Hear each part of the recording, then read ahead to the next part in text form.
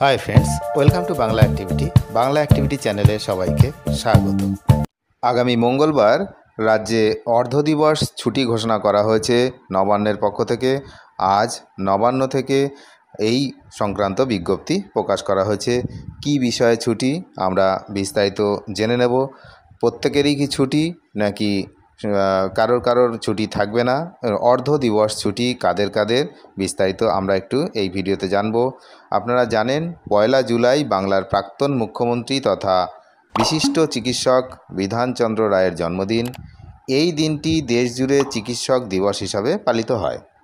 এই উপলক্ষে আগামী মঙ্গলবার দুটি ছাড়া রাজ্যের সমস্ত সরকারি দপ্তরে অর্ধদিবস ছুটি ঘোষণা করা হয়েছে। আজ বুধবার নবান্ন থেকে এই সংক্রান্ত বিজ্ঞপ্তি প্রকাশ করা হয়েছে। এই দুটি দপ্তর বাদ দিয়ে বাকি সব দপ্তর। কি দুটি দপ্তর আমরা জানব।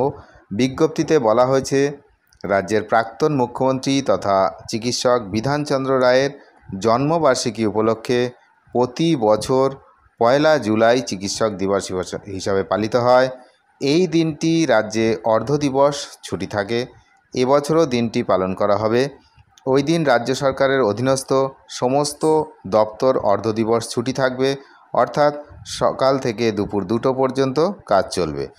দুপুর 2টোর পর ছুটি হয়ে যাবে। এক্ষেত্রে ব্যতিক্রম হলো, ওই যে বললাম, দুটি ছাড়া বাকি সমস্ত দপ্তর। এই দুটি দপ্তর হলো কলকাতার রেজিস্ট্রার অফ অ্যাসিওরেন্সের দপ্তর এবং কালেক্টর অফ স্ট্যাম্প রেভিনিউয়ের দপ্তর।